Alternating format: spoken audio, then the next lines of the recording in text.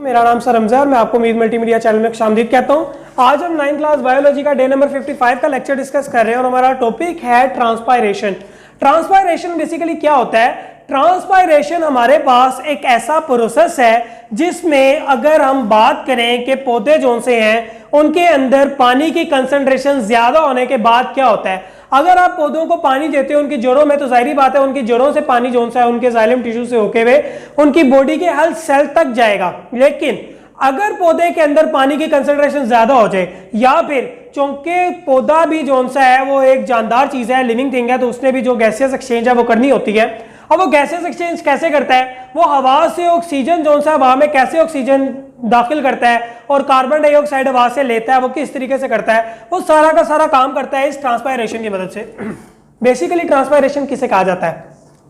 Transpiration कहा जाता है कि loss of water from the plant surface through evaporation, यानी कि एवेपोरेशन के जरिए जो पत्ता होता है उसकी सरफेस से जो पानी बखरात बनकर उड़ जाता है, उस पूरे के पूरे प्रोसेस को आप ट्रांसपायरेशन कहते हैं। बेसिकली होता कैसे है? ये होता है एक पत्ता है तो उसकी दो लेयर होती हैं, एक अपर एपिडर्मस और एक लोअर एपिडर्मस।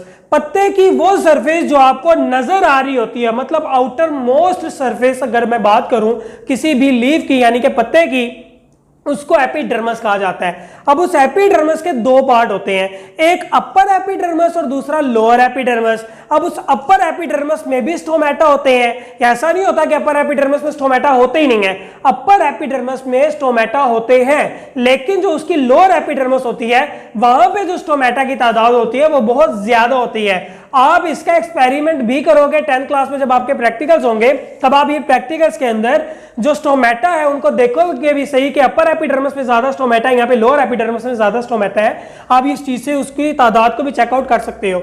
दूसरी चीज, अब स्टोमेटा तो पाए जाते हैं हमारे पास पत्तों के अंदर, लेकिन ट्रांसपायरेशन सिर्फ पत्तों के जरिए ही नहीं होती। हमारे पास जो तने होते हैं यानी कि स्टेम्स होती हैं वहां से भी ट्रांसपायरेशन की जाती है। अब जो हमारे पास स्टेम्स होती हैं वहां पर स्टोमेटा तो नहीं होते, लेकिन वहां पे जो सेल्स होते हैं जो ट्रांसपायरेशन की वजह बनते हैं या ट्रांसपायरेशन के जिम्मेदार होते हैं उनको लेंटिसेल्स कहा जाता है। ये लेंटिसेल्स आप लोगों ने आपके चैप्टर नंबर 1 और 2 में भी पढ़ी हुई है, ठीक है। उसके बाद अब हमारे पास जो ऐसी ट्रांसपायरेशन जो स्टोमेटा के जरिए होती है, ठीक है, जो हमारे पास पत्तों के जरिए होती है, स्टोमेटा के जरिए होती है, उसको स्टोमेटल ट्रांसपायरेशन कहा जाता है, ठीक है। अब स्टोमेटा मैंने आपको बता चुका हूं कि हमारे पास अपर एपिडर्मस में भी होते हैं और लोअर एपिडर्मस में भी होते हैं।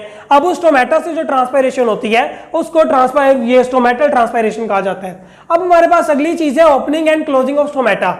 अब ट्रांसपायरेशन तो स्टोमेटा से होगी, लेकिन जो स्टोमेटा है वो ओपन कैसे होगा और क्लोज कैसे होगा, मतलब ट्रांसपायरेशन होगी कैसे, हमने इस चीज को पढ़ना है। बेसिकली जब आपके पौधे के अंदर पानी जज़ब हो रहा होता है, मतलब उसकी जो रूट हेयर्स होती हैं वो पानी जज़ब कर रही होती हैं और जज़ब करके अपने जाइलम टिश्यूज में भेजती हैं, जाइलम नालियों में भेजती हैं, तो वो जाइलम नाली है वो उसकी बॉडी के हर पार्ट तक, हर सेल तक वो जाके पानी पहुंचाते हैं। लेकिन अगर पौधे के अंदर पानी की कंसंट्रेशन ज्यादा हो जाए तो उसके अंदर जो पाया जाने वाला स्टोमेटा है वो ज्यादा टर्जिड हो जाता है, यानी कि हार्ड हो जाता है, सख्त हो जाता है, एक तनी हुई हालत में आ जाता है। बेसिकली ये जो स्टोमेटा होता है ये मुश्तमिल होते हैं दो गार्ड सेल पर। इसका जो आप ये देख रहे हो ये बेसिकली हमारे पास दो गार्ड सेल है, एक ये हो गया, दूसरा हमारे पास ये हो गया।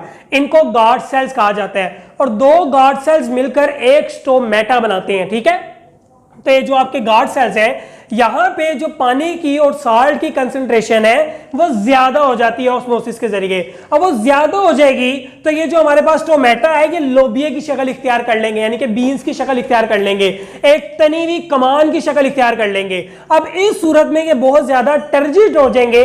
अब इनके टर्जिडिटी की वजह से ये ओपनिंग का बायस बनते हैं, यानी कि ओपनिंग ऑफ स्टोमेटा का बायस बनते हैं, क्योंकि इनके दरमियान जो ये स्पेस होती है वो प्रोमिनेंट होना शुरू हो जाती है, ठीक है। अब बात करते हैं क्लोजिंग ऑफ स्टोमेटा की।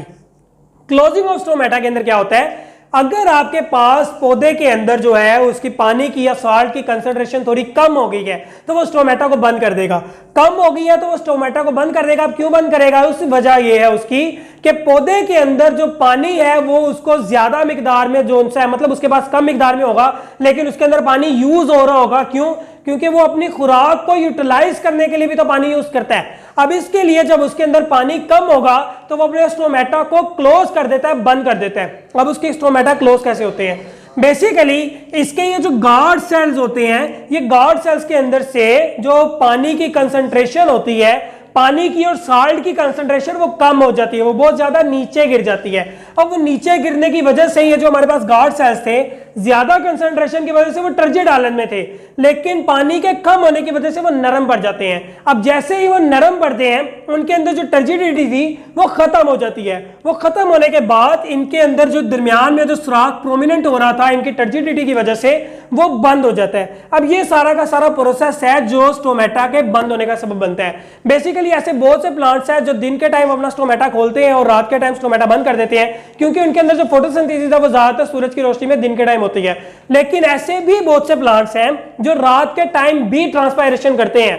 अब पौधे एक ऐसी चीज है जो फोटोसिंथेसिस के अमल के जरिए जो कार्बन डाइऑक्साइड है वो यूटिलाइज करती है और माहौल में ऑक्सीजन छोड़ते हैं। अब ऐसा क्यों होता है? लेकिन रात की अगर मैं बात करूं आपको, तो रात के टाइम कार्बन डाइऑक्साइड वो यूटिलाइज करते हैं और ऑक्सीजन हवा में खारिज करते हैं, बिल्कुल इंसानों की तरह। अब ऐसे क्यों होता है? ये दिन और रात का डिफरेंस क्यों होता है? ये दिन और रात का डिफरेंस सिर्फ इस वजह से होता है क्योंकि दिन के टाइम उनके पत्तों के अंदर फोटोसिंथेसिस हो रही होती है, और फोटोसिंथेसिस के केमिकल रिएक्शन के अंदर आप लोगों ने ये चीज पढ़ी हुई है कि कार्बन डाइऑक्साइड यूटिलाइज होती है जबकि वो सुक्रोज के अंदर यूज होगी। ठीक है, कार्बन डाइऑक्साइड क्या मिलकर काम करती है? वो काम करती है सुक्रोज के अंदर, और जो हमारे पास ऑक्सीजन आएगा वो एक बाई प्रोडक्ट के तौर पे हवा में खारिज कर दिया जाएगा। लेकिन रात के टाइम चूंकि फोटोसिंथेसिस नहीं हो रही होती, इस वजह से ऑक्सीजन यूटिलाइज होती है और कार्बन डाइऑक्साइड माहौल में खारिज कर दी जाती है।